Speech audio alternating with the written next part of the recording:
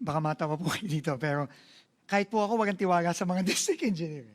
Actually, to be quite honest, no, magtatatlot kalahating buwan pa lang po ako dito.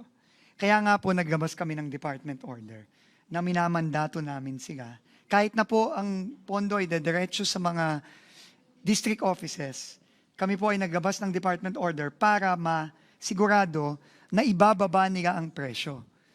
At hindi po namin i-approve ang kanilang pagpapabid kung hindi nila ibaba ang presyo. Pero I think ano na po ito. I mean, I think lahat naman po tayo nagkakaintindihan na ayaw natin ng overpriced. Ayaw na ayaw po namin yan. Kung pwede lang po talaga, no, na i-cut na natin ngayon, if it's humanly possible to cut now, we would do it.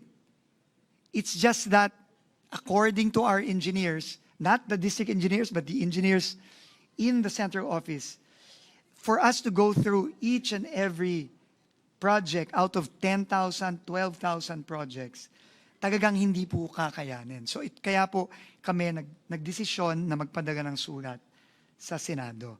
Pero again po, ulitin ko, we will leave it to the wisdom of the Senate kung paano po mag-resolve ito. Salamat po. Now